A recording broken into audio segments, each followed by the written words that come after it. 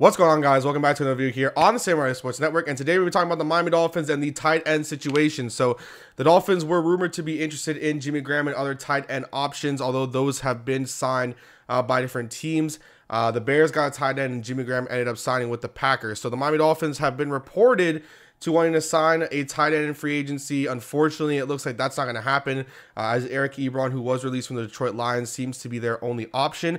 Besides that, it looks like they could be looking for a tight end in the draft. Most likely the tight end out of Penn State would be their target there in the first round, as well as reports that the Miami Dolphins will not be looking for a quarterback in the first round. Now, although it is reported by every media in Miami, the Miami Herald, Sun Sentinel, Dolphins Daily, whatever it is, that the Dolphins are following heavily on Baker Mayfield. They want him, even some saying that they want Josh Rosen. It looks like the Dolphins aren't going to be going for a quarterback in the first round at pick 11. Now, people have said that they might trade up, but there have been several reports saying that they might not get a quarterback. And those have been from some people that you might not know. You have Maddie Infante on Twitter and Finsider Radio, two of the ones who have been talking about it. But it seems like most of what Maddie Infante has said has been pretty much the nail on the coffin. I could say they hit it really well there. So it looks like he'll be right, because he keeps saying and harping on the fact that the Dolphins will not be drafting a quarterback. So that's very interesting, because I know a lot of people in Dolphins, I guess you could say fandom or Dolphins Twitter, really want the Dolphins to go after Baker Mayfield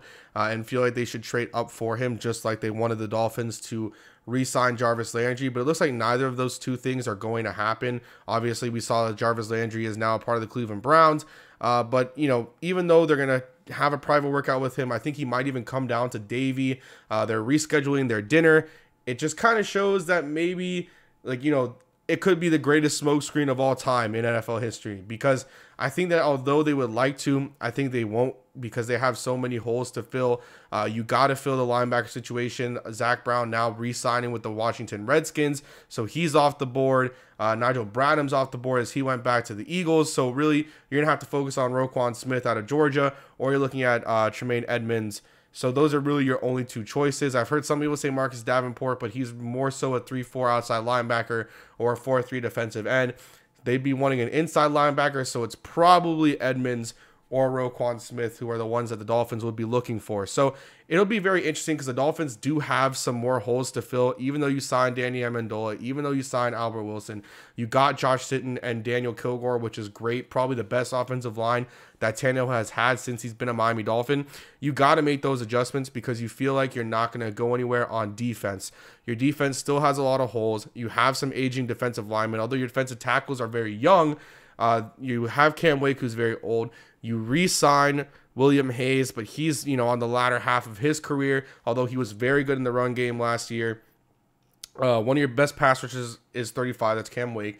I believe he's 32, William Hayes. And then you get Robert Quinn, but he has a huge tag at $11 million for the next 2 years. And he's 27. So maybe he's not on the latter half of his career, but he's on the wrong side of 25, I guess you could say.